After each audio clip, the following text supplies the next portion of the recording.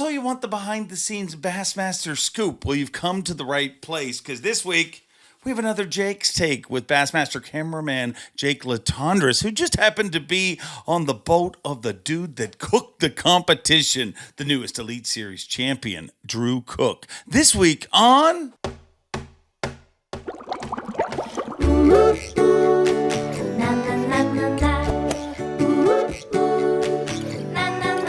I'm Bob Cobb from the Bassmaster. Welcome to Mercer. Welcome one, welcome all, and happy hump day to all of you. Every single week I'm at an event and many people come up and tell me they are humpers. And people that don't understand give us kind of a weird look, but I am proud to see all the humpers that show up to Elite Series events and different events that I'm at. And I thank you very much for going out of your way to tell me that you listen to the Awkwardly Honest Fishing Podcast. It is Wednesday. Hope your week is going well. Everybody that was involved in the Elite Series event is wondering how the hell is it Wednesday already, because it obviously ended a day later than usual. So for the rest of the week, our week is going to be off. But what's not going to be off is this show. We have an incredible episode, Jake's Take, as we have always after every single Elite Series event. We got Jake's Take with Jake Latendresse, Bassmaster camera guy extraordinaire, and he just happened to be on the back deck of Drew Cook's boat for 3 out of 4 days of competition. So an extra sneaky, extra juicy Jake's Take this week. And the guy I just talked about, the newest Elite Series champion, Drew Cook. Yeah, I know you've seen him on other podcasts, pretty much every other podcast there is, as they chase the champion. But we're going to talk to him with Jake Latendresse. It's going to make a pretty cool conversation. But as all our conversations are, they're long. So rather than me babbling along, hey, make sure you like this because it makes a big difference and it makes more people watch us. If you're watching on YouTube, like it. If you're watching on one of the streaming apps, make sure to give it a stars or a review, and we'll keep doing cool shows like this. Speaking of which, let's jump right into it right now with Jake's Take. Jake Latendresse, we're doing this again. It is Jake's Take, and I am proud to announce that you have a record of 3-1 right now. 3-1. I mean, that's pretty impressive. I've never heard of this in the cameraman trailer. No, I'm starting it. Will it cause problems? Should I stop it? No, not at all. Not at all. I mean, the thrill of winning, even as a camera guy, is exhilarating, and it's not competitive, even though, you know, we're all athletes or sportsmen or whatever, and we have this. I wouldn't say you're all athletes. Well, we're inner competitive. We're inner competitive because we're sportsmen. Yeah. Okay. And so, you know, when your guy wins, I get super jacked up. Everybody knows that by now. I mean, I'm a hugger, I'm a high fiver, I'm a knuckler, all that stuff.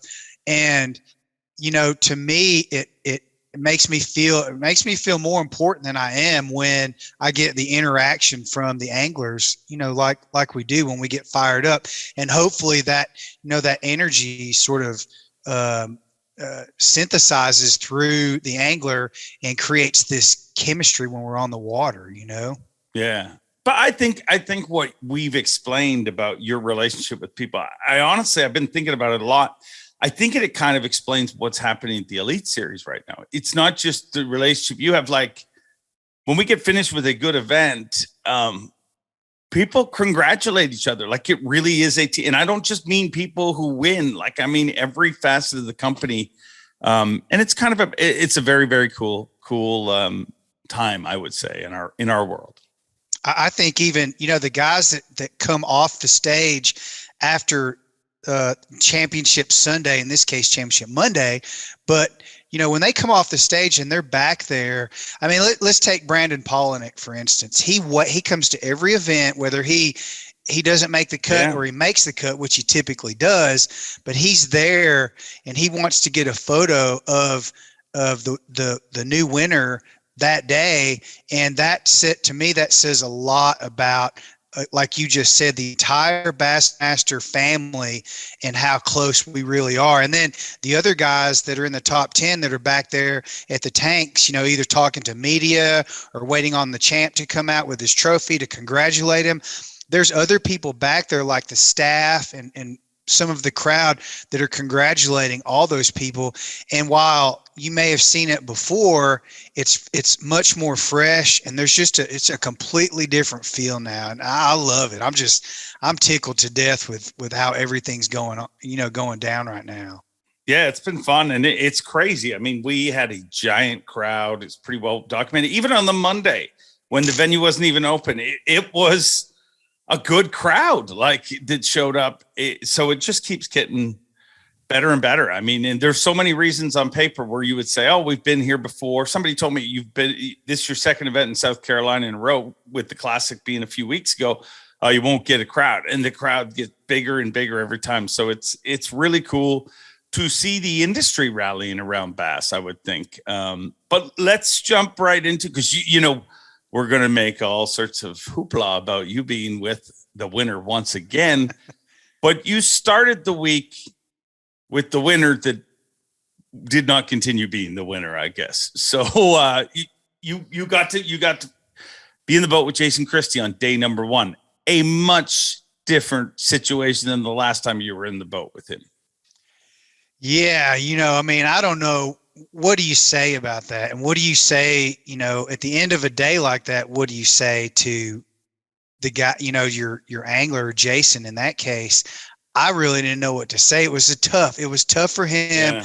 You could tell, you know, coming out of takeoff that, you know, he's exhausted. I mean, he was completely exhausted. Media every day, over and over again, really telling the same story over and over again, because it's podcasts or interviews, whatever it is. And, you know, I just think, I don't even know. It's something that's unexplainable. And the only person that could probably answer the question as to how that actually felt, how difficult it is to come back from, would be Jason Christie. It was a tough day, but I will tell you this. When he was, you know, when he was weaving in and out of the thick, deep cypress trees where he was fishing, that was an experience that I've never had before. And while I was looking around for cottonmouths half the time, most of the time I was waiting for that bite to start, because he had actually gotten onto a bite after the last hour or two of day 3 of his practice session. He got onto a frog bite in those trees. It never turned on again during the tournament. Yeah. No, and I think it's easy in retrospect. If he had taken that momentum and wanted it, it's a whole different story. But I think what he dealt with is something that very few people ever deal with, really. Like, usually there's more time after the Classic. You get a bit more of a recoup. I mean, he hadn't been home since before the Florida events, so he's been gone the entire season. And I think that I just think he was exhausted. Like, and I'm not making excuses for him, but I just think, like, I don't think people understand. And I think you also have to understand what the Classic meant to him. Like, a lot of people have talked about his celebration on the stage was almost more like a weight lifting from him. So to go through that all emotionally, and then to be back competing, I don't think it's as easy as people say. I don't think people think about what they're going through. You know what I mean? Like, there's a recovery from the Bassmaster Classic, and all I do is MC it. So I couldn't imagine, like, and he's thankful for every bit of it, I'm sure, but just getting right back into it as quick as we did this year around. But Christie's scary now. Now, all of a sudden, you know, Angler of the Year doesn't matter. None of that matters. He's just going to try to win every single friggin' tournament moving forward, I would imagine. I think he needed space. I actually talked to him pretty early this morning via text. And, you know, I could just tell by the way he was responding to my text back and forth that he was, you know, he's on social media again. I saw him on my stories. You know, I saw him on my post, and I feel like that is a sign that he's been able to. He got home, I don't know, a couple of days ago maybe, and his family and friends had a party for him. They lined his driveway with signs. That's cool, you know, it's like a welcome back party, and way to go champ party for him. And I think he's had time to finally, you know, just settle down, be alone, maybe with Shanna at home, and take a deep breath and recoup. And I think you're right. You know, coming out of the gates now, he's going to be scary.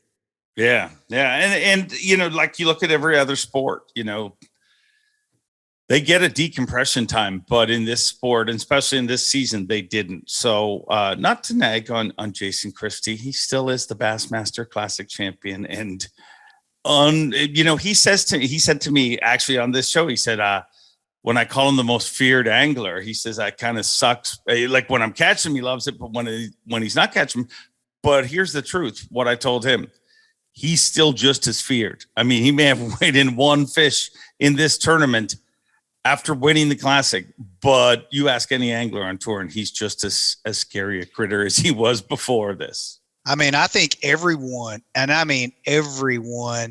gave him a free pass after the Classic as we, you know, rolled into Santee Cooper. I think everyone, all the comments you read on, you know, the comment sections on podcasts or on social media, whoever's, I mean, there were thousands and thousands of posts about him, and you read through those comments and everybody said, hey man, go get some rest, champ. You deserve it. And I think that says a lot about how people understand, at least as much as they can from a spectator's perspective, how exhausting that must be. And for him to go from that high to let's just, I don't know what else, how else to describe it, to that low, tells you everything you need to know about what happened. It was overwhelming. But I will tell you this, fishing through those cypresses like we were, like that was a really, really cool experience. And one of the things that I learned from Jason. You got to stop for a second. Okay. You got to lock your hands down. Okay. Am I freezing up? Yeah, I think Okay. it causes issues at times. I mean, but I mean, if it doesn't, at least, okay. So try to talk without your hands. Okay. So, you know, one of the things that I learned about how he was fishing those trees was when he did catch, he caught that one fish, and I think it was a 5-pounder, and it was a big blow up. Yeah. And it was in areas that were site specific within, it was like a microcosm within a micro environment within a macro environment. I mean, it was like all the locations that he was targeting had the same elements and same variables that he had to look for to find those fish. So whether it had something to do with, you know, their spawning, site-specific spawning habits or whatever it was really interesting how acute the environment was where he caught that fish. And where he said, and he had other bites. I mean, he actually had enough bites to bring in 5 fish that day. They just weren't choking the frog. You know, they were just nosing it or blowing up on it, but it was like they weren't eating it. Yeah. Yeah. No, I'm sure he'll be scary at Chick. We'll move forward. So on day 2, lo and behold, you're paired with a guy who weighed in 31 pounds the day before. Unbelievable. Yeah. I mean, as an overall, as the big picture, you know, comes into focus, how awesome is Santee Cooper Lakes? I mean, that is insane. Yeah. Let's have a Classic there. I mean, that would be incredible. And here's the thing about Drew. I've always cut on him for, you know, we kind of joke with each other, and it's pretty public that, like, if you look day 2, 3, and 4, he is incredible, his record, but his day 1 record is weak because he seems to have struggled on day 1 in certain situations. But to me, that shows that he's a really good angler and he knows how to adjust, and he does, you know, he puts the plan together as it goes on. So it's not a slight on him, but he told me on the dock, you know, on day 1 before takeoff, he's like, I'm going to fix that problem. I'm going to catch him on day 1 this time around. And we kind of joked, and boy, did he ever freaking catch him. Was he pretty fired up when you know, obviously you didn't spend any time with him on day 1. When you got in a boat with him on day 2, what was the vibe? Yeah, I think he was ready to go. I don't know. I think we talked about this before. They all have this inner way of staying calm because they don't want to get too excited, especially on day 1 or day 2, even day 3 going into, a championship. They have to figure out how to keep their center of calmness, centered and balanced, or else they'll wind up spinning out. So I think, when I got in the boat with Drew that morning, he was very calm. I think he was ready to go because things, including, the weather patterns and the way the bite was going, things were setting up in his favor so that he could fish the way he wants to and fish the way he grew up bass fishing. Yeah. And I think that was really, really a key element. And he even said it in the boat one day that, this is like once in a lifetime tournament for an angler where things set up, the way you want it to set up. And, it proved to be a winning strategy or winning thought anyway. I mean, it was an incredible victory. And he, like you said, that's his thing. I mean, that is, that's what he's best at, and to have it all line up to go wire to wire is, I mean, it's so rare to have it happen, and especially in a sight fishing tournament. Generally, a sight fishing tournament, I mean, you get several people who will get a big lead early, and then they kind of stick handle their way to the victory. But I mean, at Santee Cooper, you have to catch them every freaking day, clearly, as everybody proved. Why do you think, outside of just the simple, that's what he's best at, there's a lot of really good sight anglers? I mean, Drew Benton being another one. But what do you think was so special about Drew Cook's area and his approach this week? I think it was more, I mean, he obviously found the right location, but I think more than that, it was his patience and his ability to stay patient and read the fish. He is so good at that shallow water bed fishing. And he knows, he can tell what kind of mood the fish are in. He knows where to pitch the bait. And he's got that little, that vibrating technique that it's an old technique, but you don't see that many people using it for some reason. I hated it every time I was on live. It's like, and I'm going to stop showing the shake, because most people will not commit the way his shake. And then the greatest comment ever, he actually sent it to me, was by somebody on YouTube. I won't repeat it, actually. While I'm thinking through, I should stop talking now. Continue. They were going to do that to a particular part of their body that evening. Yeah. I heard that one too. Like, shake it more than once or whatever. But he was so patient, and obviously that time of year with what was going on, the male bass would get in the way. 90% of the time the male would get in the way, right? But he knew how to handle that situation too, which a lot of them do. But he was really specific about how he handled those, everybody calls them bucks, how he handled the buck fish on the bed. And it would provide him the opportunity to at least, turn the female on, or allow the female to come back on the bed and get aggressive, or at least cooperative with what he was doing. And I mean, it was fascinating to watch him fish the way he was.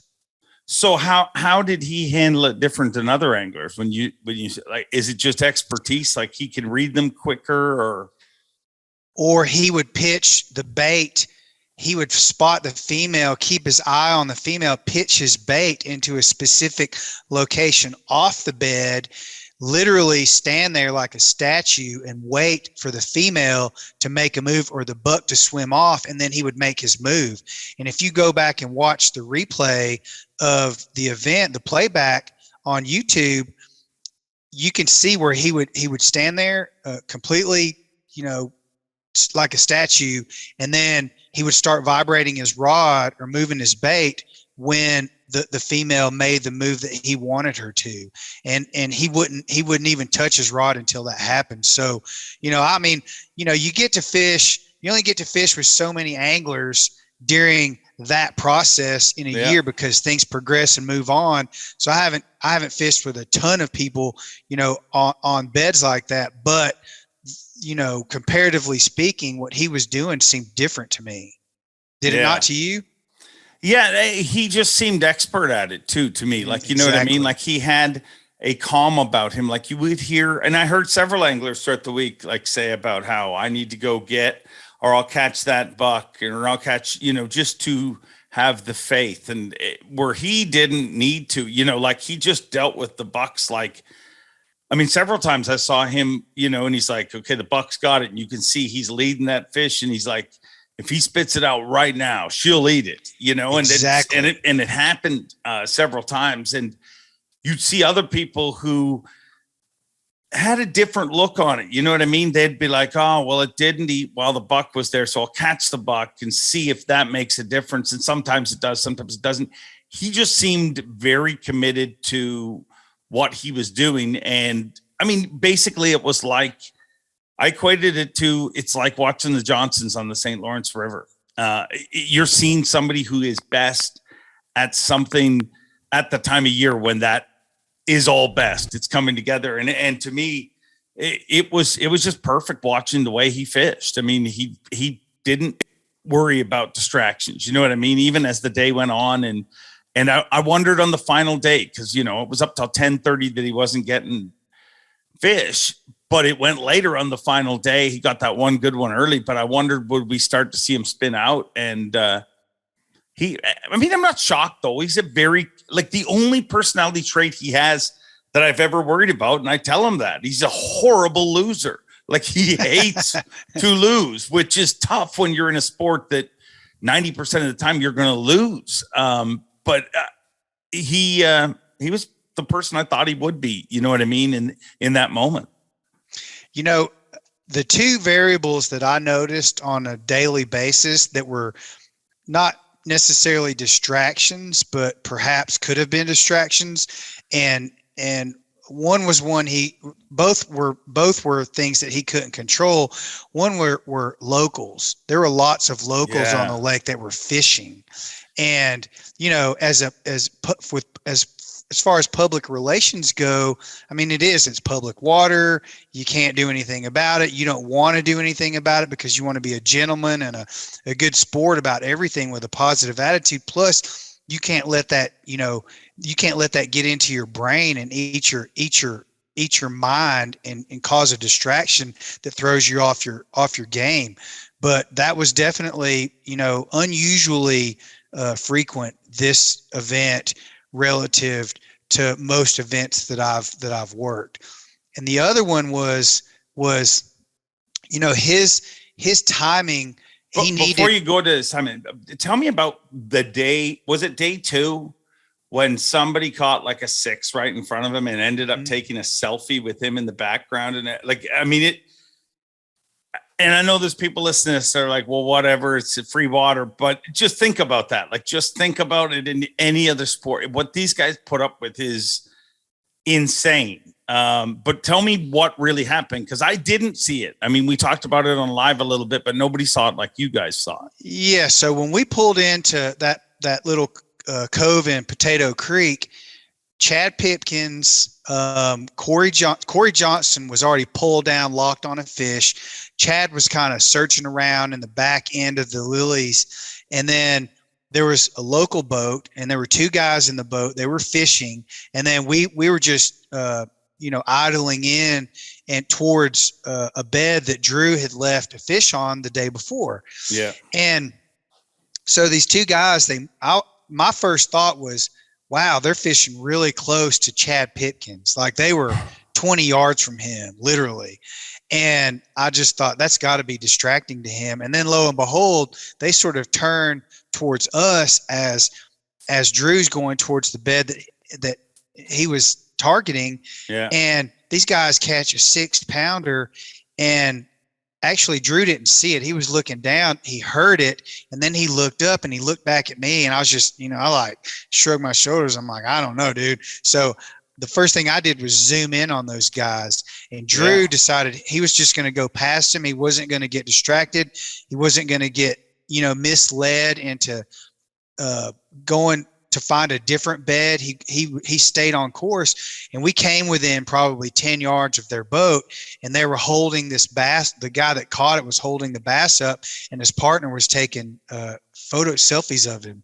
And so, that was talked about on live, and it was just one of those moments. When we rolled by, Drew said, hey, you guys got a big tournament going on this weekend or something?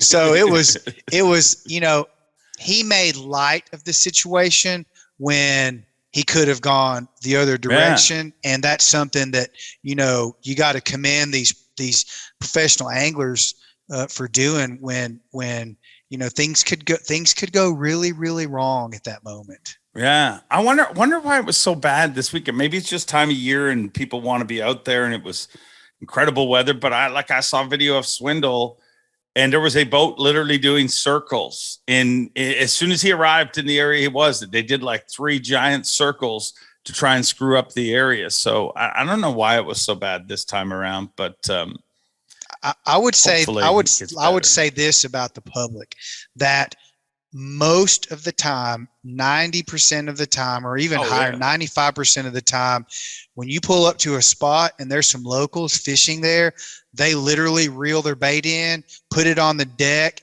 and wave at the pro and say, man, come on in, or whatever it is. And they wave them in and say, I think they feel bad.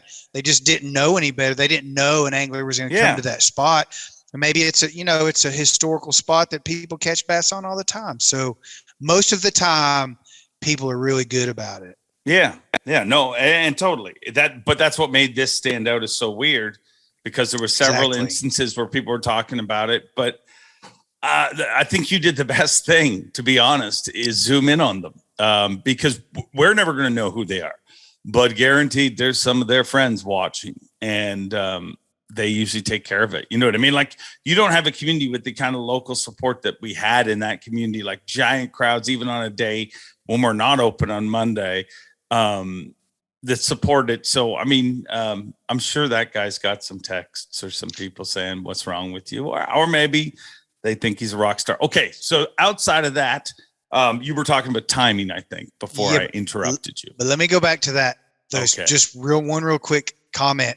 Drew, like an hour and a half later, Drew came back to that same exact bed and caught that same fish that those guys caught and released. People don't realize that he did that, but he did. I mean, you could see where the hook was in its mouth, everything. And he weighed that fish in. Yeah, it was 5.5 pounds. We thought it was 6. It was 5.5, or at least he said it was 5.5 pounds. Yeah. Wow. Yeah. Wow. Which I thought said a lot about Drew's confidence and his understanding of the fish and what they're going to do. And he said it. He said, like an hour later, he said, I'm probably going to go back to that bed and try to catch that fish that those guys caught. And he did. So I thought that was I don't necessarily know that was a turning point, but it was definitely a highlight that people didn't. It was a nugget that people didn't see or understand, but now you do. Yeah. He did that a few times on this weekend, though, didn't he? Like, not maybe 5.5 pounders, but there was a male that he caught a few times that I had heard of. Is that true? Yeah. And I don't know if we want to get into that and do this day by day or talk about some of the highlights, because there were some things that he did. Brandon Cobb, I talked to him at the dock on day 4 that, he did some of the same things. And I think it's interesting about really the DNA and the biology of largemouth bass and how locked into the spawn they really are. And it goes, it sort of carries over into some of the comments that I read on YouTube or on posts on social media about, people, just your everyday fishermen complaining about weighing fish, taking fish from, a spawning location, a bed, to the weigh-ins and then turning them loose because it throws them off. And I have a theory about that based on things that I've seen as a cameraman, watching guys catch fish on beds. You want to talk about that now? Yeah. Well, okay. It's really interesting. So Drew, there was one time when he caught a 7-pounder, which was a highlight, but there was a bigger fish, which was probably 9, 10, or 11 pounds, that was on the same bed, and there was a buck. So there was 2 big females and 1 buck on the bed. Well, the buck kept getting in the way, and one of the females was more aggressive than the other. Yeah, they always get in the way. The guys always get in the way. Yeah, that's right. I thought that a lot too. So the buck would take the bait and literally swallow or mouth it, and Drew would put just enough tension on it to pop its lips to get the buck to let go of it. And he kept saying, man, if he would just let go of it now, it would hop out. He would hop it out of his mouth, and one of that female would probably eat that bait before it even hit the bottom. It's just reactionary. Exactly. So that didn't occur. So he finally just caught the buck. He's like, man, I got to get rid of him, or I'm going to spend way too much time on these fish. Yeah. So he catches the buck. He puts it in the live well. It's like a 3-pounder. So, I mean, it's one of those fish that could be a borderline, limit bag fish. Yeah. So he put it in the well, and he goes back and starts fishing for these 2. Really, he wanted to obviously catch the bigger of the 2 females, and neither one of them, both of them sort of turned off, and they just changed their behavior. There was no aggression, no cooperation. So, and this was like 20 or 30 minutes of fishing for these 2 fish. He says, man, and he had 4 fish in his live well at the time. And it was late in the morning. It wasn't late in the day, but it was late in the morning. Yeah. He's like, man, I'm going to turn that buck loose and see what happens. So he goes back to the live well. He unclips the float, puts it back in the water. Within a minute, the buck was back on the bed, and he hooks in, it turns the females on, and he ends up catching the 7-pounder, and that bigger fish ends up swimming off. But his strategy to turn that fish loose, turn that female on, and he ends up catching a 7-pounder, right? So relating that, that was day 2.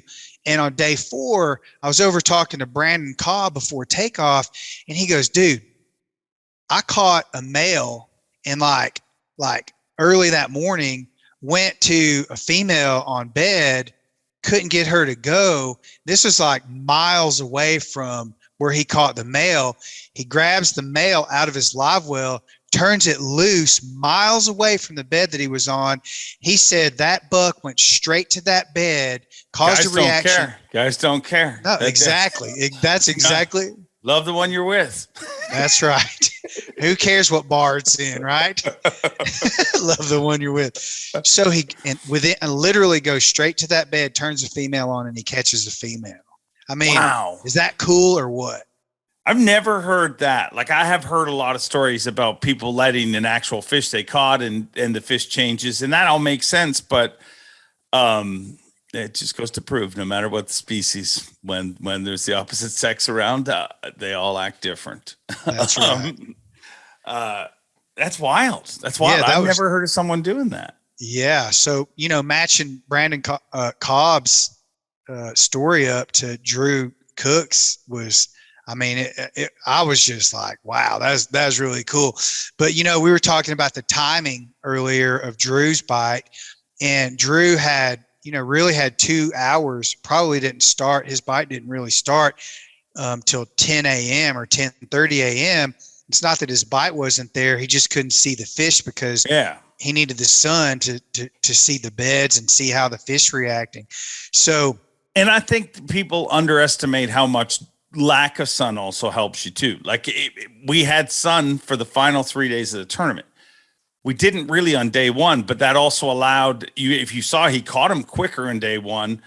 But I think a lot of people caught him quicker in day 1 because when you don't have any sun, you get rid of that twilight light that allows you not to see. So it's either you want one or the other, but definitely, I think that's why he caught him better in day 1. And probably he had a bunch of fish that he had found in pre-fish, I would assume. And I mean, he had them located. Yeah. He actually did one specific thing.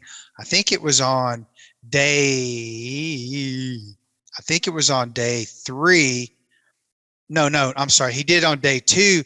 He took a floating crankbait that didn't have any hooks on it. He tied a 2 or 3 foot piece of monofilament on there, put an ounce or 2 ounce weight on it because he wanted to mark his bed, and he wanted to come back to it, but it was in this thick lily pad location. So marking it on your GPS and actually finding the bed are two very different things, right? When you get within 10 yards of it, you could be off one way or another and not see the bed, especially if it's cloudy or early in the morning or whatever. So he marks it with this floating crankbait like a bobber, right? And he came back. So day 3 got canceled. So there was a full day, for him. With his crankbait out there waiting. But, that's right, exactly. But he did. He went back. He went back to it, and that he thought that was a 6-pound fish. He didn't catch that fish, but what happened was he pulled up to it, and instead of going up to it and risking getting too close to it, he just pulled down. He saw the crankbait and long pitched to the bed and literally hooked up on his first pitch and had the fish on for a second and got it to the surface. And then his line got caught up in a lily pad stem and the fish came off. But you could tell it was a big fish, the female. And so that was another one of those strategies. Again, Drew was a master at executing his plan and understanding what he was doing to the highest level of expertise there was. Yeah. Yeah. No, and I've seen people use tomato stakes and different things to mark beds. Everyone's got their own thing, but I mean, a tomato stake, everybody else can see. And it's but it's amazing. Exactly. Like you imagine, I would just imagine what would be going through my head on the day that was canceled. Like I left a crankbait out there floating. But that's really cool. That's really cool. So did he do that anywhere else, or was just that one fish? That was the one fish, but he had so many beds that he had marked. It was like when things turned off in one area, he never spun out. I mean, he just went to the next area and searched and did lots of searching. And, that's where bass fishing becomes bass hunting. Yeah. And it was, it was a really cool experience. He just, put his rod under his arm, kick his trolling motor up to 10 and literally cruise through these bedding flats until he found a fish or some sort of sign that, that made him decide he was going to pull down and work on that bed. And it was windy a couple of times where he couldn't see the bed. So he was blind casting, but he knew where the beds were. So, and sometimes he caught fish. It might be a 5 or 6 pound female. It might've been a 2.5 or 3 pound male, but you could tell that his strategy was working and it just continued to work. It never left. I mean, I'm not saying he caught fish on every bed, even on beds where there were fish that he could see, but he wouldn't spend too much. He did a couple times, but he wouldn't spend too much time on these fish. He would just move on. How long do you think he spent like surveying a fish and like of the ones that he said, hey, it's uncatchable, we're moving? How long did it take him to make those decisions? Most of the time, I think it probably took 20 to 30 minutes so it's a big time commitment. 100%. I mean, 2 of those is an hour, 4 of them is 2 hours, and I mean, if it's 12 o'clock and it's 2 o'clock all of a sudden, and you just spent time, trying to catch 2 fish in 2 hours or 3 fish in 2 hours, it's a lot of time.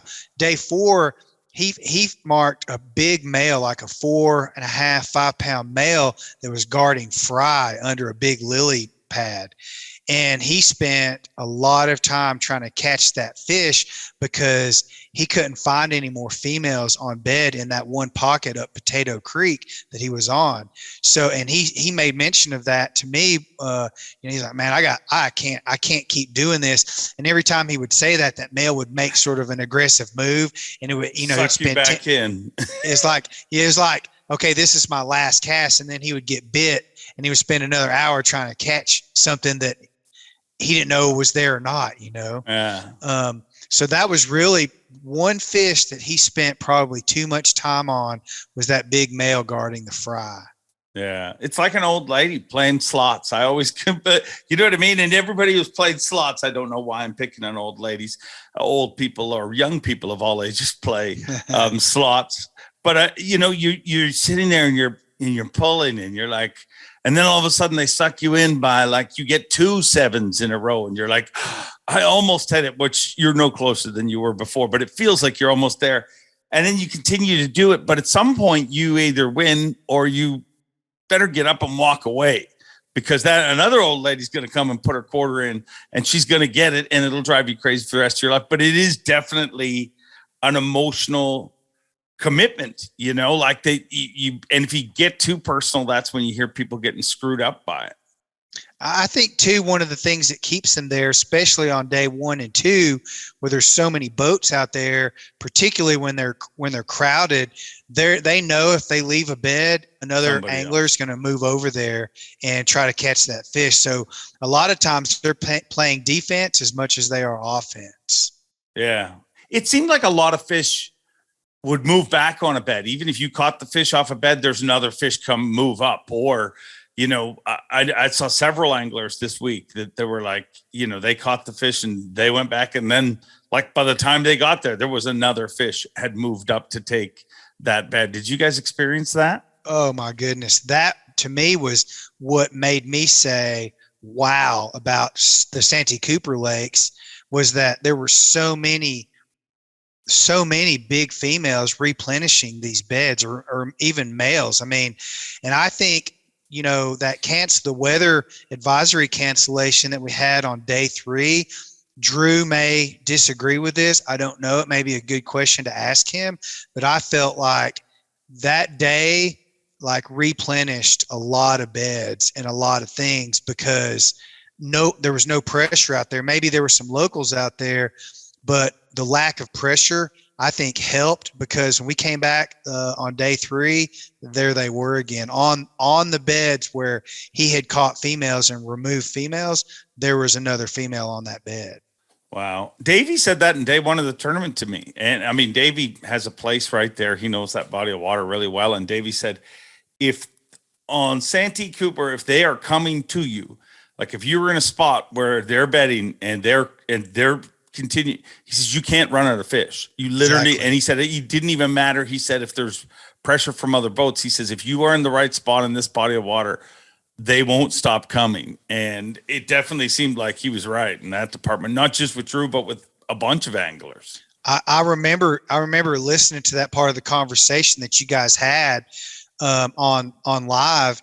And I remember thinking, wow, this is very true. And Drew is in one of those funnels. It's like he's like a hoop net, and these fish just keep coming to him, But it's really interesting because on jumping ahead on day 4, he ran out of fish, like in his pocket, where he caught 31 pounds, and then he caught 24 pounds, and then there was a day off, and he came back on day, and then he caught another 24 pounds on day 3. Is that right? Yeah. Yeah. And then he caught one. He ironically enough, on day 4, he goes in there and he kept talking about, man, I haven't caught that random fish yet. And it's something Jason Christie talked about during the Classic.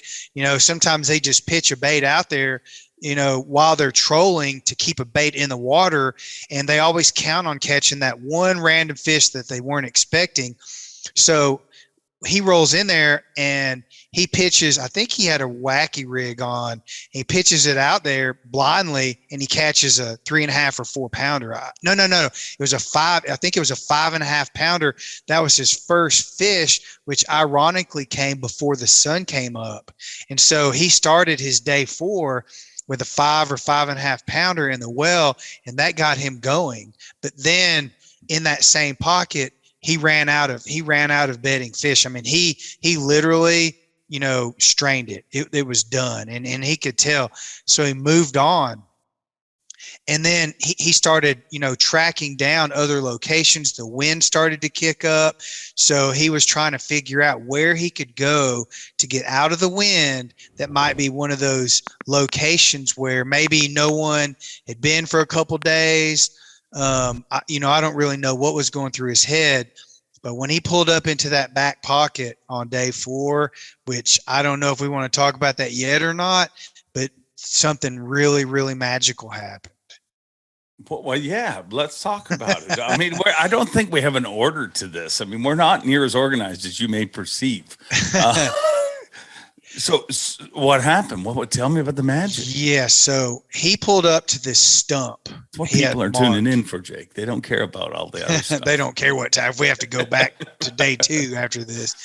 So he pulls up to this submerged stump, and it was near this single cypress tree. And it was when in that big location where Brandon Polnick was fishing a little offshore in deeper water. Yeah. Corey Johnston was way back up in this. It's a bigger pocket just around the corner from where he was. And I think it was about 1:30 that afternoon on day 4. He pulls up to this stump, and he's like, he crouches down like Crouching Tiger, Hidden Dragon, or Crouching Dragon, Hidden Tiger, whatever it is. He crouches down, Crouching grabs Tiger, his Hidden Bass. Yeah, and grabs his push pole, pulls down. And this is something else that Drew is really, really good at. He uses his power poles to spring back. Yeah. Okay. I watched it happen a lot. Yeah. And he knows, like, he knew how to time that when he would kick his poles down where his momentum would be going forward. He pulled down, his power poles would grab and then spring him backwards. And as it did that, he would lift his poles back up. So it would sneak him back away from a bed that he got too close to without having to hit his trolling motor and spook those fish. And I thought that was brilliant. And I'm sure a lot of people do that. That was really the first time I had seen someone do that. And I was impressed by that technique. And he used it over and over again on day 2, day 3, and day 4. So he pulls up to this. Those little things are things that people, if you really want to know what happens on the Elite Series, I mean, they cast just like everybody else. They may be better than some. Yeah, they backlash. They lose fish. They screw up. But every little detail, like, the average person doesn't think about that and put that into perception. KJ Queen, he was on the show last week and he talked about how he never takes his foot off the trolling motor pedal. Like, he'll just dial the speed down. So it's gradual as opposed to that sudden off. You know what I mean? Like, that they pay attention to the size of their bobber stopper. It's every minute little detail, whether it saves them time or makes them more efficient. That is what being an Elite Series angler entails. 100%. It's all about details, the knots, the retying, getting caught up or casting into cables, understanding, every cast could be the next winning fish or pivotal point in a tournament, and they retie because of it. All those little details matter. And so, when he pulls up to this stump and then spring loads himself back with his power poles, he grabs his push pole and he pushes himself. He used his push pole not necessarily to move back, but to change angles. So he would shift the bow of his boat to a 45-degree angle so he could see better. And again, that's one of those details that he paid attention to that put him in position to be able to cast at certain fish properly, even if it was like he would see a little lane in the lily pads where he could, when he would pitch, his line wouldn't be hanging over a lily pad, where if he did hook up, that could be a situation. I mean, it might as well be a cable or a rope on a dock at that point, because a lot of times, it always goes into that little crease in the leaf, and it catches the line, and then it gets tangled up in the stem, and boom, the fish comes off. So it's the a-hole of the lily pad. I've That's said right. it nicely. That's right. That's right. So he pulls up to the stump, And finally, when he's standing up on his trolling motor mount with his left foot, his right foot is on the highest graph. He's got 3 graphs on the front of his boat. I love how you're not allowed to build a ladder or a platform, but all our anglers are turning their graphs. Like, when is a mount going to come out that's just stair step? Yeah, or an escalator. So he's got his right foot on his top graph so he can see better. And he goes, "Oh my God, they're swimming everywhere." And I put my polarized sunglasses on. At that moment, I wear them on the top of my hat, and I just pulled them down so I could see. And there were 5 big bass swimming around that stump, like a 5-pounder, a 4-pounder, 2 7-pounders, and then a much bigger one. And it looked like Jurassic Park because this old stump was underwater, and it looked like this old, this Paleolithic stump that had been underwater forever, and there's 5 giant bass swimming around it. Ironically, Jurassic Park is Caleb Kufal's favorite movie. I was trying to learn about him. Which one was his favorite? Everyone was his answer. I mean, why commit to one Jurassic Park? He loves them all, and he continues to be the crystal fortress of solitude. Going to have him on this show, really, because we'll push him to come up with some. I mean, he's a great angler, a great dude. He's just incredibly mellow. But anyways, back to what you were talking about. Back to an aquatic Jurassic Park, which right. This one's probably not Caleb Kufal's favorite episode. The way it all ends. No. So Drew starts pitching in there 2 or 3 different baits, trying everything he could to get these fish to turn on. I don't think there was a male in there unless one of those, 4-pounders was a big male, but he couldn't get those fish to turn on. And so imagine having 5 fish all over or close to 5 pounds or bigger, one being a giant 2 7-pounders. Imagine being in that situation. You've got an hour and a half left until you've only got, I think at that point he only had 3 fish in the boat, maybe 4, but they were small fish, and he knew he needed to cull. He only had 17 or 18 pounds in his well at the time. So imagine having those fish within, pitching distance of your rod, and having to make the decision to leave those fish to go find another one, right? With that much time, with that little time left. But he does. He has enough confidence and skill and experience to pull up. He literally just trolls right over that stump. I mean, I could see it, and I could see the fish swimming off. We went over that stump, and he starts back towards the back end of that pocket where he hadn't been since day 2. And I was there with him on day 2, but there was a whole bunch of other anglers back there, so he didn't spend a lot of time. He just had like 1 9-pounder on a bed. So he goes back to that bed. That fish was gone, obviously, whether it got caught or it had already spawned and moved on or whatever.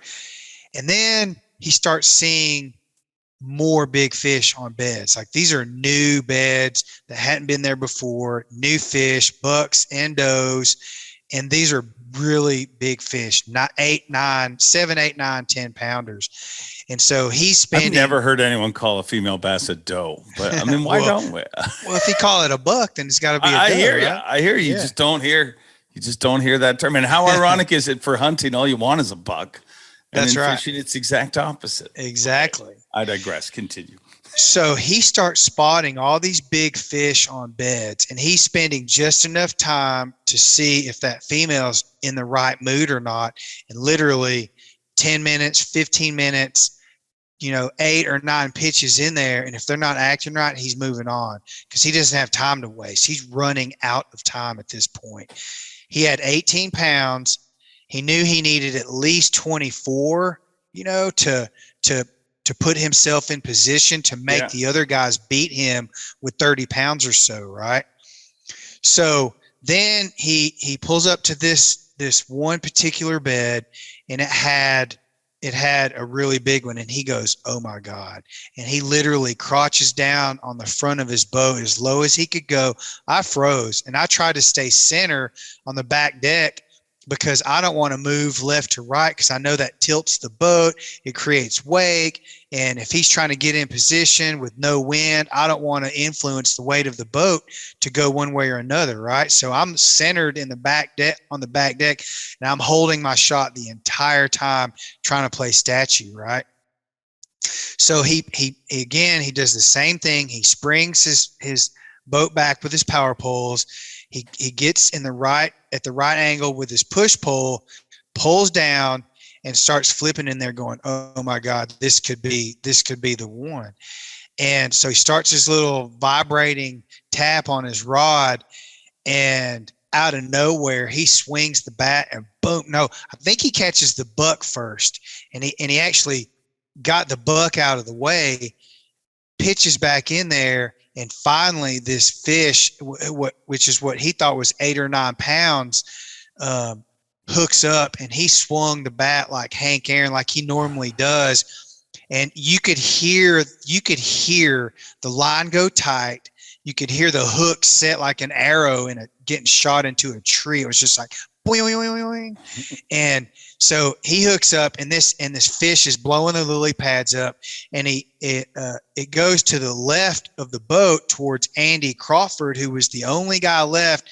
You know, he was in a camera boat. He's taking photos. It goes to the right side. The light is beautiful. All this stuff goes over, and this fish is plowing in 2 feet of water, trying to get away. And it was just, I mean, it was so exciting. I'm like, I was like jacked when this is going on. I'm just trying to stay focused, making sure I hit record, making sure I stayed on the fish. I zoomed in on it, and he finally comes to the boat, and you know a fish is big when the angler reaches down and doesn't thumb lip the fish, but hand lips the fish, where all 4 fingers go in the mouth and they grab it like they're grabbing something, you know, trying to pull something big out of the water. And he lifts this thing up, and it was like I almost started crying because I knew I'm listening to calm. Drew doesn't know what's going on. He has no idea that Caleb Kufal is smacking them and catching some big ones, and literally in the lead with 1 hour to go. And he grabs his fish and pulls it out of the water. And I'm almost in tears. And when he pulls it out of the water, he literally turns around and gives me this huge hug. And it was an emotional moment for me. I think it was an emotional moment for Drew, because I think deep down inside he knew he needed that fish to give himself a chance, and he did. Yeah, no, I mean that fish and the timing of it and everything was wild. But he felt that, I would assume, for sure. I mean, he just knows. I mean, in your head, you always play that, well, maybe it's enough, you know, maybe I'll hold them off. But I feel like you could tell watching that he, you know what I mean? Like he was not all of a sudden, and I wouldn't say he was spinning out at all. He just knew there was a sense of urgency, and it really impressed me watching him. And I don't know what you saw on your side, but watching him in those moments, that's when you see, you know, and it happens to everybody, you know, they get spun out, and all of a sudden that tournament that seemed like it was once there slips away, and this is a whole different show. But he did what all the greats do. He just kind of put his head down and worked with a sense of urgency, but worked towards the goal that he knew he needed. You know what I mean? He wasn't messing with smaller fish and stuff like that, from what I saw anyways. I mean, I think, you know, we've talked about this analogy before. It's a 2-minute drill. When you get down to that last hour, and Tom Brady and Peyton Manning run a 2-minute drill much differently than, you know, a rookie quarterback in the playoffs that spins out and becomes inaccurate with short passes even, or the whole team spins out. And I think Drew, you know, just like Jason Christie did in the Classic, Drew kept his calm. And I think what the silent nugget that people don't understand is when he pulled into that big pocket where Jurassic Park was, I think the momentum shifted for him. Even though the viewers didn't understand that this was going on. There were enough fish back there that gave him confidence to run his 2-minute drill and not spend too much time on it, because that whole place had been replenished, and he knew if he just kept moving, he would find a fish that was in the right mood. And that is exactly what happened. And that fish, even though he caught one more fish to upgrade himself, maybe 6 or 8 more ounces, that big fish was the winning fish, because he won by what, 2 pounds? 2 pounds. Yeah. Yeah. Yeah. And that was it. I mean, it was an incredible experience. And, like you said, Drew knew it. You could just tell. He kept saying, man, I need one more. I'd really like to catch one more to shut the door on this event. But I think deep down inside, if he didn't catch another one, he had enough to give himself a chance to win. Yeah. And I've been with him when he's been close. And I don't even mean just in wins, but like, I remember still to this day, one of the most shocking moments that I've ever spent with him was at the tail end of his rookie season. He was in contention, not just for Rookie of the Year, which he eventually wins, obviously, but Angler of the Year. And he had one bad day, literally one bad day. And I remember the look at his face, and he kept saying to me, I can't believe that after an entire season, I had one bad day and I dropped that much in the standings. So I feel like he's a guy who has been close before and also been close to winning individual events before. And he knows, like, there's a part of that day and it happens to everybody. And it might be the very beginning of the day, might be the end of it, but there's something going to happen to you that you're going to have to work through. And that's what it looked like to me, that he knew. He was like, okay, well, here comes this part where I got to dig deep and make something happen. And he did. And I also didn't really doubt it at all. You know what I mean? He's so good at it. There was too many fish coming up. Like, there was too many, just watching the entire field that was fishing shallow. Any of those guys, it was routine that they're like, there's another one came up. There was too much coming up. Like, I knew he was going to get the opportunity. One thing that stood out to me about him, and we already kind of talked about this on Sunday night, I think it was, when we went out for dinner with a bunch of the camera crew. Dude, his hook set, and everybody talks about hard hook sets and stuff like that. The ability to move big fish fast is what amazes me. If you watch any of those, and that last one is the exact opposite of that. And that actually made me a little nervous watching him fight it, because he took his time with that a little more, it moved around. But when he sets the hook, that fish, like 4-pounders come in the boat in one foul swoop. And Wes said it that night. We were eating, Wes Miller, who's shot everything in bass fishing. And he was running the drone, and he said there was one fish that he saw him pump in, and he was like, it's probably 1.5 pounds. And then when he brought the drone down, he's like, it was a 4.5. Was I seeing that right? Yeah. I mean, that happened twice. He set the hook on one, and it literally came out of the water off the bed. Not, he didn't, there was no swimming towards him or any of that. He hooked it, and it came out of the water off the bed and landed in the boat.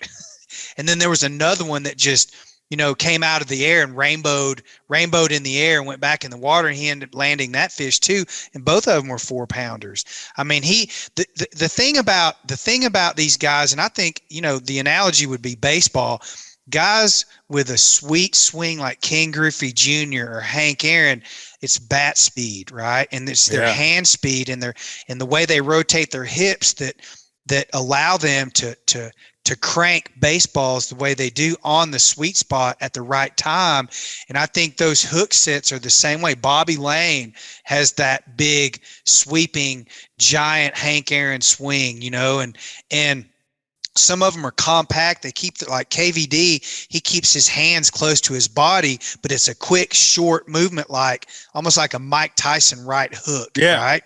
And then you got guys like Drew Cook that swing big, that allow that, parabolic flexibility in the rod tip. They have a heavy backbone down low, and that flex in the rod tip, and they use the rod to create that exactly what they want to, so that there's tension on the line all the time. They still have the ability to play the fish with the rod tip. And then when they have to boat flip it in, they always grab it by the backbone. And while the fish is coming up, they swing it into the boat. It's all calculated. Everything that they do is, a lot of people don't understand this. And this goes back to what you said earlier about the details in the difference between world-class Bassmaster elite anglers and your everyday, even your great fishermen that never make it to that level. Those are the differences. Every single thing is calculated. That's why like Jason Christie said, that new FF, what is that new bait he came out with? I don't even think they've released it yet, but he announced forward facing shad or something, I think it's called. Right. Even that, it took him 6 years to develop that little bitty 2-inch or 3-inch bait he was using. Took him 6 years to develop that because they don't want to put it out there until it's exactly right. Yeah. And that just goes to show you how much play the details matter to them. And you see it all the time. And I don't think everybody shows up that dialed. I think it's the competition that forces you to, you know what I mean? Like, 100%. You just see how close you got in certain instances. And then I think over time, people are like, well, this is how I'm going to do it. And that's, you know what I mean? Like, I don't think all these little things that we talk about and how minute of details they pay attention to. There's plenty that show up that don't have those, but in time they get all those because they realize that's what it comes down to. Like, really, at the end of the day, I mean, everybody finds fish. You need to be the most effective at it. And it'd be interesting to take an angler and, just really pay attention to those little details in season 1 and then come back in season 10 or season 5 or 4, just to see how much that angler's changed, because they all do. I mean, they're always evolving. You know how they talk about in football, this is a game of inches at times. Yeah. In fishing, it's a game of millimeters, literally. I mean, you're talking about tiny knots. You're talking about 8-pound, 6-pound, test fishing line versus 50-pound braid, how the knots, how they tie the two different lines together, the knots on where the knot is on the eye of the hook, how the hooks design, how the baits are hooked on the hook to where, the claws on a creature bait are sitting up when it's weight down. All those little things matter. Even the way Drew vibrated his rod, he told me, and maybe he said this on live, I can't remember if we were on live or not, but he said, what I'm doing is with a slack line, he didn't have a tight line, he had a slack line. And what that does is it creates those waves, those vibrating waves down the line. And it's so minute, it looks like this aggressive, killer movement. He's quivering. It's like, and then, but by the time that vibration gets down to the bait through that kinetic energy, all it's doing is moving all it's moving are the feet or the tentacles on the skirt or the feet on the plastic, so that this freaking thing looks like a real crawfish on the bottom, and it's pissing that female off to the point to where she's like, I'm going to go eat that thing. Yeah. And they feel all those movements in their lateral line. You see the female start to get angry. You know what I mean? They'll go different directions. And the master, like Drew, you see them, and then they'll stop shaking and they see how that fish reacts. And then there's minute little spots on the bed, but that shake is, that's the key. I mean, that's what drives them crazy. But most people, when you see how much he's moving, you have no idea how little that bait is actually moving. I mean, it's just a quiver. And it was a difference between keeping the bait in the spot that he wanted it to be on the bed versus him hopping that bait, across there and then having to make pitch after pitch after pitch. And until that female is just like, that's not real. And I'm not biting on this thing. This is not good. This ain't happening. And to your point that you made a few minutes ago, one of the things that you can tell, one of the really, observations that we have the opportunity as viewers to see right now is these young guys that came up 4 years ago and how much they've progressed in the past three years in 4 events. Yeah. And how consistent they've become. Someone like Luke Palmer, Caleb Kufal. I mean, these guys are freaking hammers, and they're consistently doing well now to where you just know these blue trophies are coming. And it's all part of that, where, you know, you see a young, really good college football team, say, not Alabama, that like when Clemson came up, you knew when they lost their first national championship game, or even Georgia, they lost it. They were a young team. They had a young quarterback. They lost it in the last 30 seconds of the game or whatever it is. And then the game's over and Alabama wins again. But you go, you know what? You better watch out, because that just made them that much more hungry to win the national championship. And they're going to figure out what went wrong and make it right the following year. And I think that's a lot of what's going on with these young guys now. And it is really impressive to watch. And I think so much been thrown at them so quick. I feel like it takes a little while to adjust to that. And also, the drive to succeed always comes from loss. That's what's wrong with the world today. When you have kids, everybody plays the same amount of time on this soccer team. It's horrible. I mean, you're never going to have a kid want to run faster if they get the same amount. You know what I mean? Like I remember as a kid, you know, that drive of failure that drove me to become better at things. And I think on the Elite Series, part of that failure has to happen to these guys. They have to be close to realize not just how unique the opportunity is, but how rare the opportunity is. So when you get somebody like Drew knows that 2 tournaments from now, it's not going to set up exactly right the way he was. That doesn't mean he's not going to win, but this is he knows this is somewhere where I should win, or I should be a player. And I just think that they're getting more and more polished, and it's just, it's natural. It's natural. One of the things you said to me at this event, though, and I purposely didn't turn back and ask you about it. We kind of continued on, because I was about to ask you, and then I said, I'll ask him that on the podcast. But as soon as I walked off the stage, I came over and saw you, and you, that was really emotional. What did you mean by that?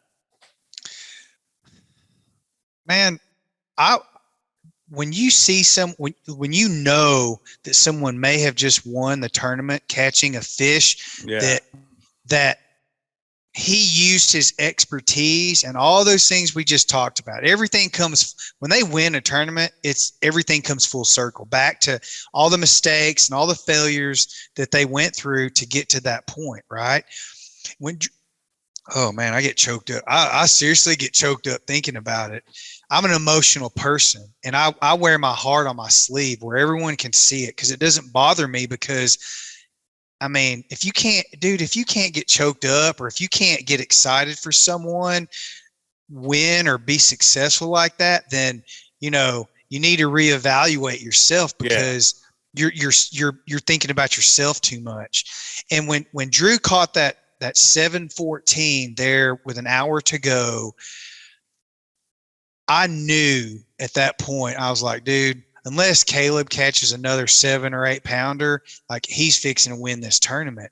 And I just thought, I got to witness this go down, like, on the front row. There is no second row. There's only one front row seat in that boat. And I just got to experience this. And I literally get choked up, because I'm thankful for being there at that moment, because this is a life-changing experience for Drew.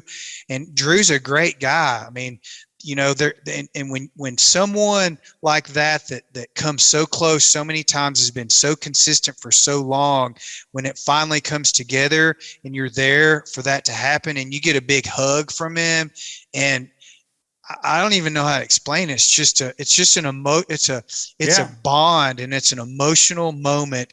And when they get to stand up there and you're in the background, you know, creating these new cliches that turn into, you know, taglines, in the bass fishing world, and the guy standing there in tears, holding his trophy up like Jason did at the Classic, like Drew Cook did there, even John Cruz at St. John's. It had been 10 years between wins.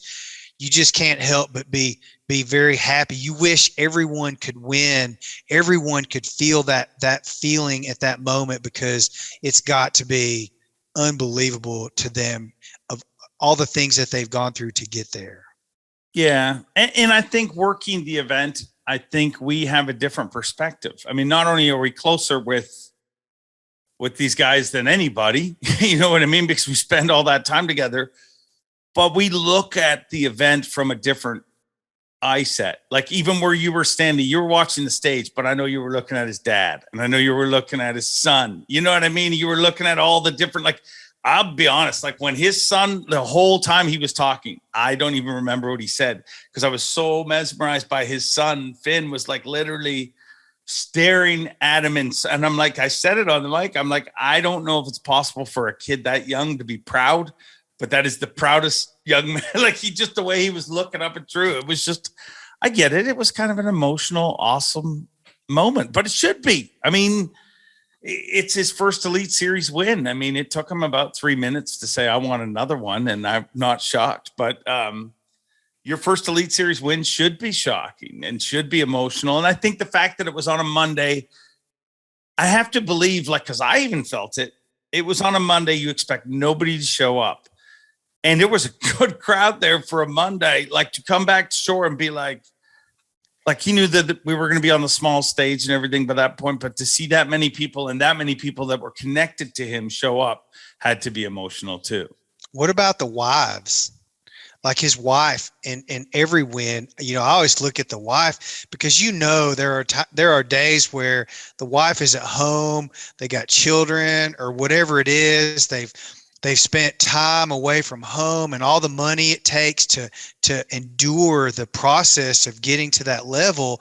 You know, there's times where they have conversations at home like, how long can you do this before you can't do this anymore? Like, we can't afford this or whatever it is. And then when that reality comes, it's the satisfaction for them to be able to say, I did it. Encompasses all those little things, that all those conversations that we never hear about at home or in the truck, on the road, on the phone, FaceTime with your children. You know, I mean, Jason Christie posted, I think yesterday or the day before, it had been 53 days since he had been at home. Yeah. And you put that into perspective and you're like, man, it's got to be exhilarating inside for those guys. And I'm happy for all of them, every single one of them. You know, I talked to Luke Palmer before we left on day 4, and he said to me, man, he goes, I hope your cameraman luck runs out this one time, because, you know, I got a shot to win. And I started laughing, and I looked at him and I gave him a high five, and I said, man, I wish every one of you guys could win. Being in the top 10, you're all winners. You've all worked really hard to get here, but only one guy can hold that trophy up at the end of the day. Yeah. I find that strange about any sport. Like when you think about it, it's all the sport that you do that decides whether. In fishing, everybody's happy to be in top 10, but it's all about the winner at the end. But if you're in the 100-meter dash, I mean, silver's okay. Bronze is okay. Like, you get celebrated. If you drive Formula One, the top 3 get celebrated. It's weird how it's different in certain sports. But watching that all come together, it was an awesome event. And you got anything else you want to hit, or should we bring in the champ? I was going to say one more thing, and let's bring the champ in. I think the guys that don't win, even the guys that get cut 48 and lower, because I have friends, we all have friends on tour, and some of them went home after day 2. Yeah. Right. And I think those, when they watch, a lot of them watch live when they're not fishing, because they want to see how they unlock the lake. They want to see how what the winning equation is, all those things. And I think when they watch a winner hoist that trophy and celebrate the way that they do, if they haven't won, or even if they've won multiple blue trophies, there's that hunger continues to build inside of them, and they always come back to the next tournament they all want to win every single tournament, you know? Yeah. It's hunger. It's hunger. It's cool. It is very cool. It drives them, and it's cool to get a front row seat of it. But nobody was hungrier. I mean, I guess maybe nobody is more satisfied, or I don't know how you would say. He was very hungry going into it, but he is the most satisfied after it. Let's bring in our champ right now, Drew Cook. Reunited, and it feels so good. Last time you guys hung out, worked out pretty good for you, Drew. How are you? I can't complain. Yeah, I think the last time me and Jake saw each other, I think I kissed him and gave him a massive hug and told him I loved him. You did. You did tell me you loved me, and I loved you back, man. Really proud.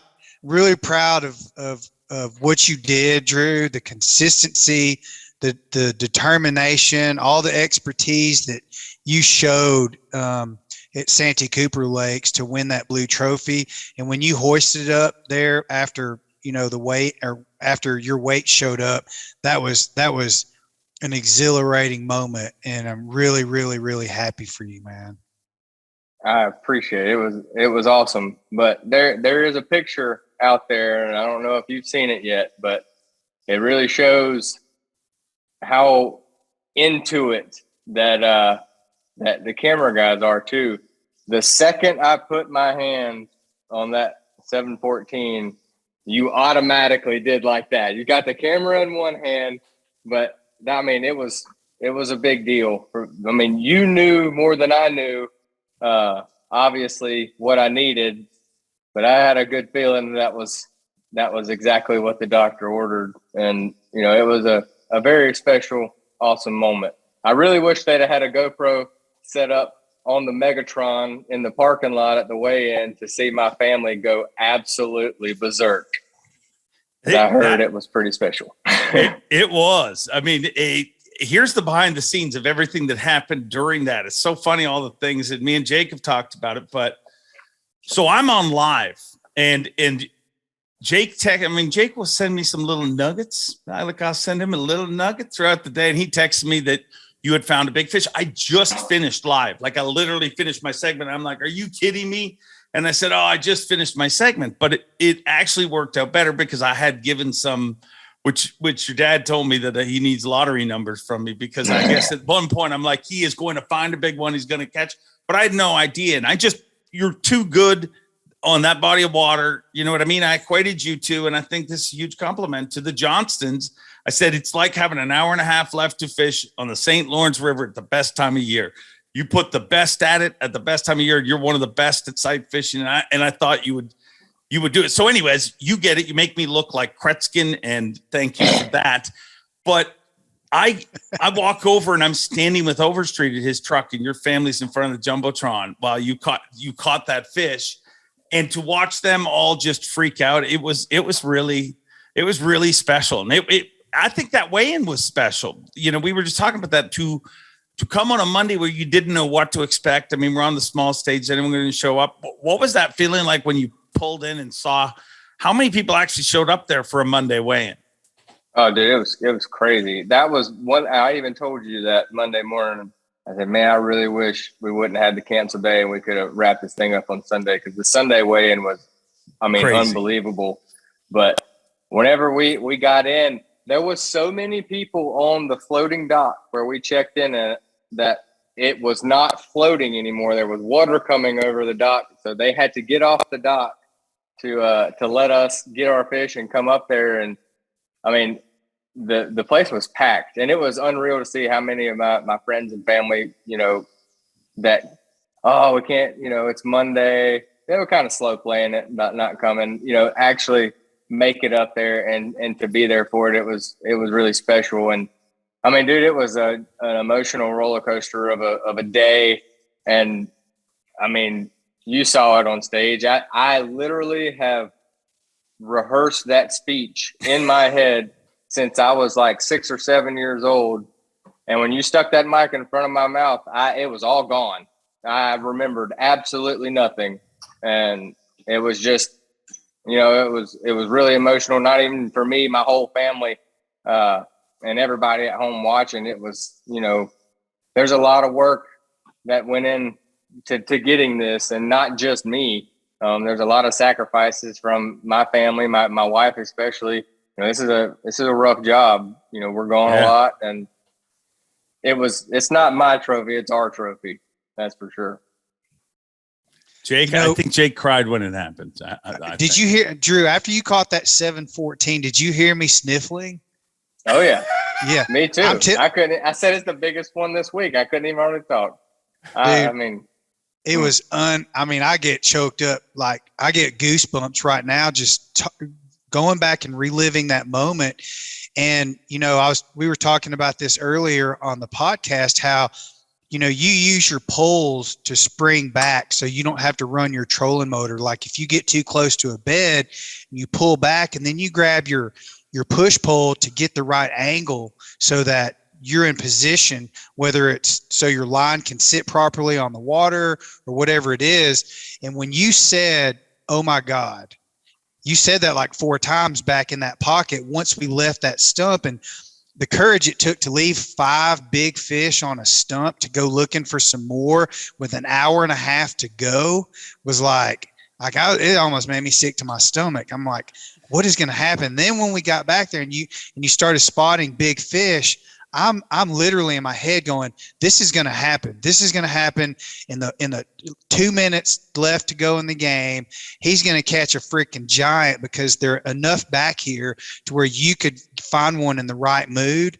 And when you pulled up on that 714 and you said, "Oh my God," and you crouched down and you did everything, you pitched in there. And when you finally hooked up with that fish, I'm telling you, like, it took everything that I had to stay focused on your fish, to continue filming and not throw the camera down, and just throw both of my hands up in the air going, please land this fish. And I was talking to Dave about, you didn't thumb lip the fish. You grabbed it with 4 fingers in the mouth. And at that point I was like, oh my God. And like you said, you didn't know what was going on. I knew that there's in all likelihood that was the winning fish. And dude, I had an inner meltdown. Yeah, that was a feeling that I really can't explain. But I think Gerald Swindle said it best one time. There's a 300-pound gorilla on your back, and he's got his arms around your neck, and it's just slowly getting tighter and tighter. Whenever I finally grabbed that fish, it was like he let go and jumped off, and it's an unreal, real feeling.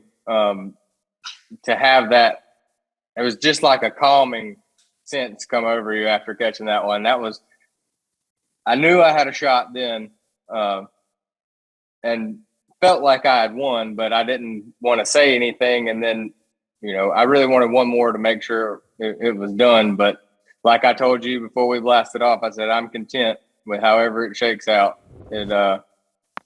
To leave those 5 on that stump, I was seriously doubting what I was doing about the time I found that one, because any one of those 5, I could win the tournament right there, and then left them and found one that worked out. And it just, you can't script it up any better than that to do it right at the end of the day. Typical fashion, for me at least.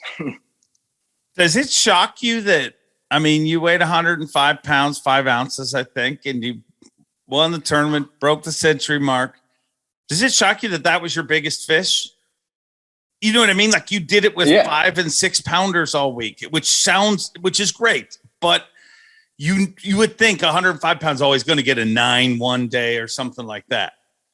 Yeah, that's what I said the whole time. I said, dude, I really have not caught a big one. There's a lot of 9 to 10 pounders in there, and I I saw one on day 3, and then I saw a few of them on the final day in the last few hours. But I really was thinking that we could blow this thing out if I could ever find one of those big ones, especially the first day. You throw a 9-pounder in there, that's 4 more pounds we got 36 pounds, and that's just a day that I'll never forget. But it was already an amazing day that I will 100% never forget, because everything worked to a T exactly how it was supposed to. And that was pretty much the case for the whole week. The only thing that didn't work out was the day 2, I lost the one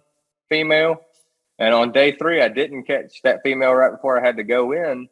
But like me and Jake were talking about, we said it could have been a blessing in disguise. And it turned out it was a blessing in disguise, because I started on her on day 4 and I caught her first thing. And that, obviously if I don't catch that one, I don't win. Some of the highlights that I remember over a 3-day period were that little nuggets that people don't understand or didn't get to see or get to, experience, was the fish you caught that those 2 Billy Joe Bobs caught in that boat. You went back to that bed, caught Is that what he called them, Billy Joe Bobs? That's what I just called them. Then you catching the 7-pounder, or catching the male, turning the male loose, going back to the bed, you catching the 7-pounder instead of the 8, 9, 10, or 12-pounder that was with it. And then going back, and the one that you missed was where you put that little bobber that you made out of that crankbait, and you long casted in there and had that fish hooked on your first cast, came off. But what that really proved was really how, you strategizing, putting that marker down, going back to it, making that long cast. And that could have easily, you could have easily boated that fish. Then having all those fish come after 10:30 in the morning, and you talking about not having that one random fish that you count on, and on day 4 that morning at whatever it was, 8 o'clock, 8:15, 8:30, you catching that 5 or 5.5, whatever it was, right off the bat. So that started day 4 off really well, but then you kind of ran out of fish. You spent a lot of time on that big male that was guarding the fry. What was going through your mind? Let's go to where you spent all that time on that male guarding the fry. What was going through your mind from there on until you got to Jurassic Park? Well, yeah, that male was the only one that I left out there that I spent time on and didn't either catch or end up coming back to catch. And I spent an hour and 3 minutes on it. And that's a long time. How do you know? Did you time it that like an hour and 3 minutes? Mm-hmm. Wow. And still, even whenever I left, when I pulled my poles up and trolling motored away, I thought that I could get that fish to bite the next flip. But I just felt like I needed to go. And, because I didn't want to kill any more time there, because I'm still going to have to go look at the same amount of stuff, but just not have the same amount of time. So if I stay there for another, say, 30 minutes, I don't make it to that 714 at the end of the day and catch it and win the tournament. I do catch the 5 1/4 male, but we don't win. Wow. It's crazy how it all worked out. And normally, and a lot of times I am super hard-headed whenever it comes to, fish like that I feel like I'm going to catch it next flip. I'm going to catch it next flip. You end up looking down and you're like, God, I've been here for an hour and 45 minutes. I still don't have it. It was looking back at it now, I really don't know why I left it. And same with the fish on the stump. I don't know why I left those fish, but it was just one of those things that, my gut told me to do it, and we did it, and it worked out. But I would sure love to go back the next day and catch that little joker, because he made me pretty mad. It's the Garth Brooks song, Unanswered Prayers. You know what I mean? 100%. Like it really is, because I'm sure you were sitting there begging. People will talk to many people in their head to try and get a fish to bite. But if that fish had a bit, you like you said, probably would have lost the tournament. Wow. At your level of skill, and really all the elites' skill level, it always comes down to decisions, right? And you make a decision and it's either going to swing one way or the other. And when you make I felt like having spent so much time, I mean, my shoulder was killing me on that male guard in the fry, because I was holding that shot like I held it, obviously now I know, for an hour and 3 minutes. And you spent so much time. I start going in my head, I'm sitting there going, how long is he going to do this? And what is he going to have to see? Or is he going to throw back in there one more time? That fish is going to, swirl around and start swimming in circles. And then he's going to spend more time trying to catch it because it's showing signs of aggression. And then he never catches it. Or what's he going to do? But quite honestly, after you left that fish and you went down to that windy bank looking for, bedding fish on that windy area where Polinick was that one day, I felt like, and I'm listening to Caleb Kufal catch big fish, and I'm sitting there going, I'm thinking, it was an emotional down for me, because I'm going, man, is this starting to slip away? Until you got to that stump. And really, even after you left that stump, I didn't know what was back up in that pocket. When you started seeing replenished big females on those beds, man, I just had in my gut, like, he's going to swing once in here, and something is about to happen, and this is going to happen in the 2-minute drill. And you stayed really, really calm. And again, I've said this a million times since it happened. It was really impressive, the expertise that you showed in every little thing that you did, from the way you shook your rod to the way you set the hook, the way you managed your boat control, all that stuff. It was a masterful experience. And I'm happy I was there to see it all go down. And thanks for the hug. Yeah, I appreciate it. You've got a pretty good little role, like men too. They might know these things too, because you're what, 2 for 2 now? 3 and 1. 3 and 1 on the season, including the classic. 3 and 1. Yeah, I hear you. Starting to get weird. Yeah. Did you know about his record when he stepped into your boat on day 2? Did you know he had been with Christie the whole time at the classic, and how the kind of season he's been having? I knew he had been with Christie, and I knew that he was with Christie whenever he led the classic before and come up short. And I saw that whole deal go down whenever Christie was doing his victory lap, Jake going up there and hugging him. And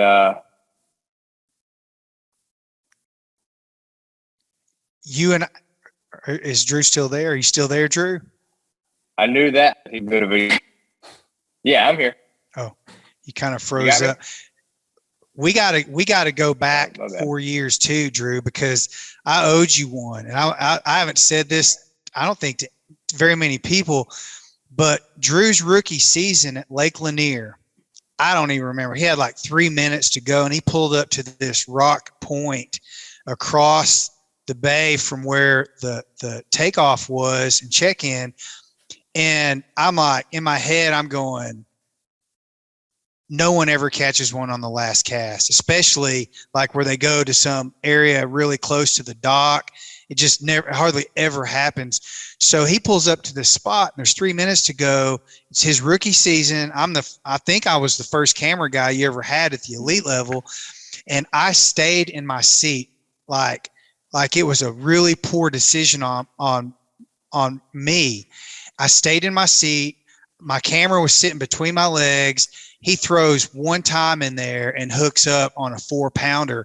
And I barely got my camera. I think I got him, boat flipping it or lipping it or whatever. And for 4 years or 3.5 years now, I felt bad about not doing that, because it's my responsibility. Every moment these guys have, it's my responsibility to capitalize on that, so they get the TV time and the credit that they deserve for everything that they do. And I told him, I think it was at the classic or somewhere, I told him at the tanks, I said, man, I owe you one. And I want to apologize for 3 years ago for missing that opportunity. But I think we made up for it, Drew. this time. Absolutely made up for it. 100%. Yes, you were the first cameraman I ever had in my boat on the Elite Series. That was at Lake Lanier, the second tournament, the third day, first time I was in the top 10. And that was still to this day one of the clutchest fish catches I've ever had. And you downplayed it a little bit more than what actually happened. You got it. You got most of everything.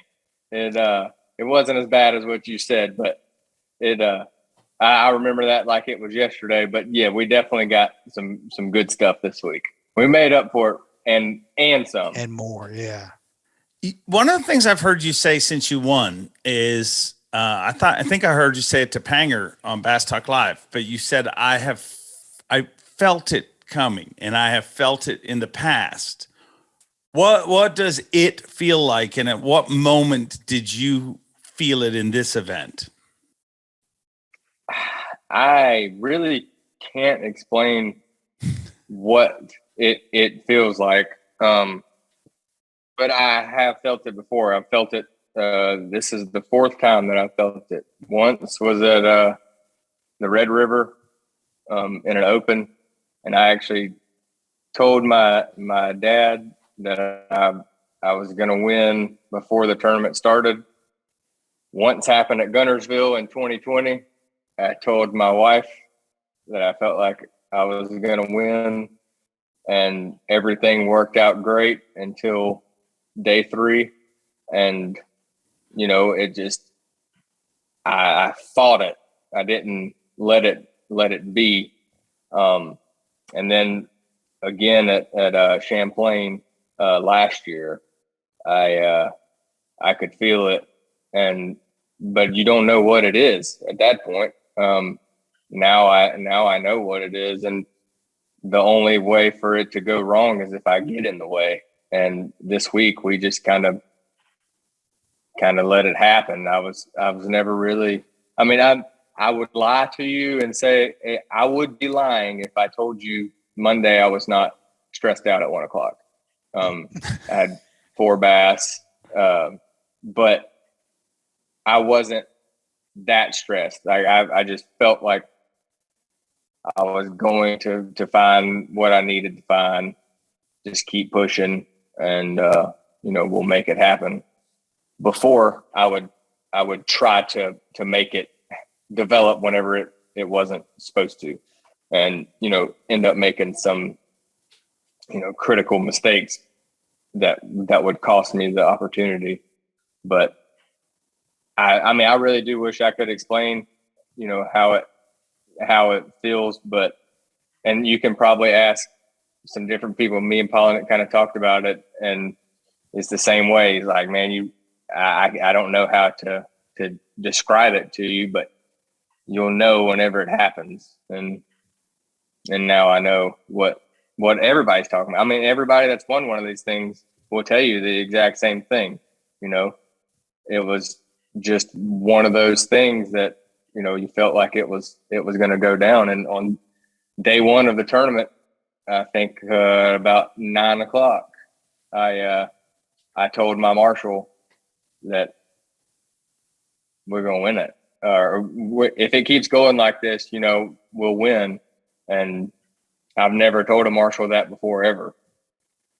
But it was just one of those things where I said, I'm going to leave this fish and I'm going to go over here to this other fish. And it wasn't, hopefully we'll catch her and then come back. It was, I'm going to go over here, catch that one, and then we'll catch this one and go to the other one. And that's exactly how it went. And that never happens, ever. And it was just awesome for it to all work out like it did. But I will tell you that there's a little tidbit that nobody has gotten yet. The goods. I am fairly superstitious. Not going to lie. So after day 1, I was leading. I did not shave. I wore the same shirt and the same pants, same jacket, both jackets, same shoes, same socks, same everything for the whole rest of the event. And you think that helped you? I'm superstitious too. I wore my lucky. Nothing. I wore my lucky face mask, my lucky hoodie. Like if I'm in the lead boat on day 4, I put all my lucky stuff on too. But I remember at one time on day 4, the morning of day 4, on a live update, I remember specifically you saying, I'm going to go back here. I've got a few spots I'm going to go take a look at, see if there's new fish on there, or see if there's a fish that I left behind on there, back on a bed. And I remember you saying, if they're not, and we run out of fish back here, we're just going to go put our head down and look for some more. And I felt like at that time you had already told yourself, you'd already prepared yourself for, if things don't go the right way that morning, you already knew what you were going to go do at some point during the rest of the day. And there was a calming effect that came across my mind when you said that. And then as you went back, I keep calling that place Jurassic Park because of that stump. Stop it. That's Caleb Kufall's favorite movie, and you're going to ruin it on him. But I felt like when you got back to that area, that was one of those moments where you didn't have to change strategies. You didn't even have to really change locations. You went back to a place you hadn't been since day 2, and then they were there. So you got back into the groove that you were in on day 2 and day 3, and boom, day 4 with an hour and a half left to go, you were doing the same things, and it worked. Yeah, I 100% agree with you.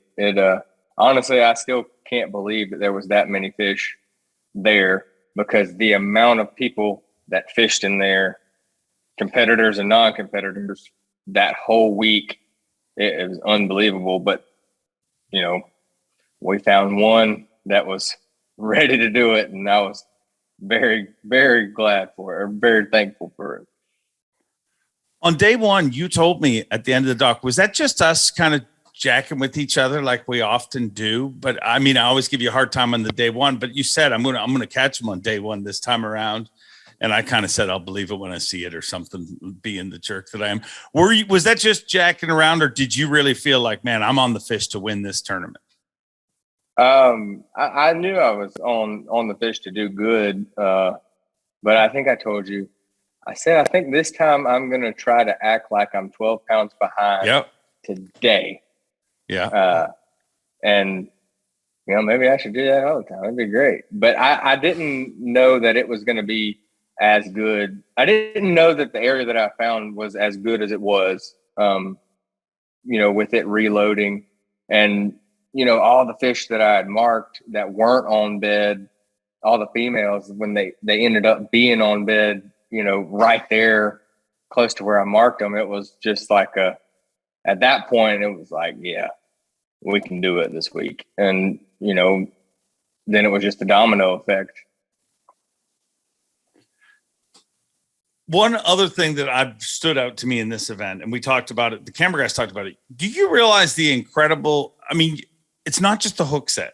I mean, a lot of people have hard hook sets, and that's not always a good thing in some situations, but everybody's got a buddy who's got a hard hook set. But this weekend, what really stood out to me fishing wise was the incredible inertia, or whatever your hook set is followed with. You literally continue the movement of the fish. And there's times, I mean, where it looks like that fish is a pound, because you're used to somebody setting the hook and having a delay with a bigger fish, but those fish end up coming in the boat. Is that something you've worked on, or is that something that's just always been part of you? That's just something that's always kind of been a part of. But like where those fish were in those pads, and how close I was to a lot of them, you couldn't, if you didn't keep their head up and come in, they would get caught in the pads and then have the opportunity to come off. So I was taught whenever I was a little kid by one of my buddies that taught me a lot about bass fishing. His saying is apply maximum pressure. And that's kind of what I do. I have no drag. It's tightened all the way down. It might slip a little bit on a hook set, but apply maximum pressure. And, I think get them to the boat as quick as possible, and grabbing them, the less opportunity there are to come off. And,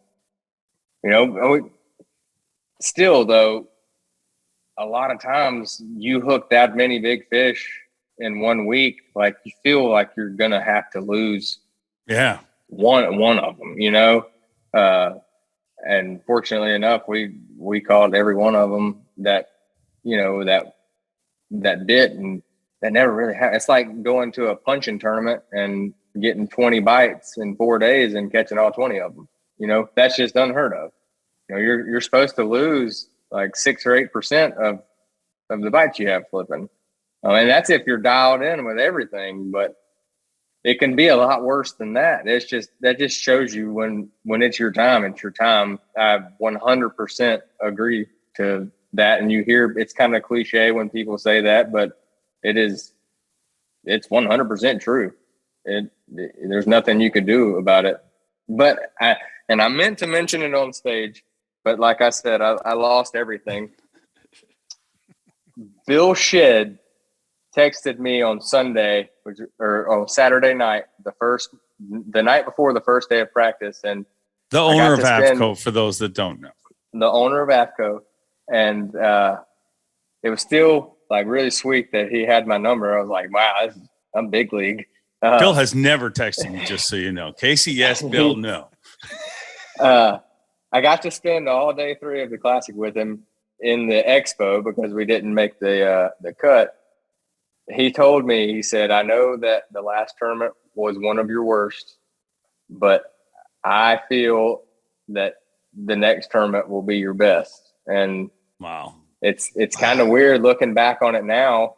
You know, he called that a week before it happened. And like, I didn't tell my wife until later because I didn't want to jinx it or anything. But I mean, that's awesome. Number one, that Bill Shedd texted me, and then number 2, that he you know, called it. But just taking the time out to text me is unreal, and that's why I owe everything to AFCO. I mean, it really is a family, and truly, I'm gonna grow old with them over there. I can promise you. That's my hope as well. Jake, you got anything else? Drew, congratulations. It was a long time coming. You've been so consistent. You're a great guy, a great angler. I could see in your family's emotional output at the dock, at the weigh-ins each day. They kept getting closer and closer. And then, you know, I could almost feel their reaction when you caught that 714. I remember telling you, if you were in a football stadium right now with 100,000 people, like the whole place would have erupted when you caught that fish. And that's how it felt. And it couldn't have happened to a better guy. Just, man, congratulations. It's been a long time coming, dude.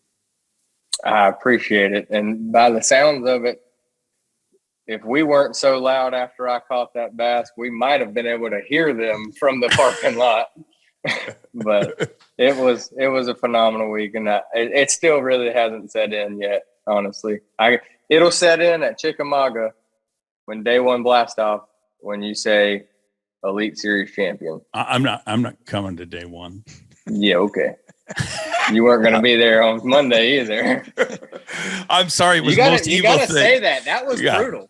That was brutal, and I feel bad for it because that night we talked about we had dinner with the camera crew. Well, lo and behold, who's sitting right across from us? But both Drews and I, just being the dick that I am, I said, "Yeah, I'm not going to be there tomorrow. Sorry." And he's like, "Are you kidding me?" And I'm like, "No, I'm sure they'll get somebody else. I got a flight. I got stuff to do." And I swear to you, I walked out of there, and in my head, I'm like, I'm going to text him when I get to my car and be like, "Hey, sorry, I'll be there. Don't worry." I didn't text him, and then I saw him the next morning, and I'm sorry. You shouldn't worry about who's going to MC your victory the night before your victory. Yeah. But I'm glad you got it. And I will introduce you, hopefully, on day 1 at Chickamauga. But I know it is 1:59, just revealing to people that we pre-record this. You have it's 2:00 now. You're late. Congratulations. Thank you all. I appreciate it. And Jake, I'm looking forward to having you in the boat again. Oh, wow. Well, look, let's all try to do knuckles. Everybody, knuckles. Can we do this? Oh, my goodness. Hey, I love it. Tell Uncle Bob to take it away. Would you do that for me, Drew? Tell Uncle Bob to take it away, and we'll be done with this whole podcast. Take it away, Uncle Bob. Thanks for watching. Please like, comment, and subscribe, because Bob Cobb of the Bassmaster told you to. You hear?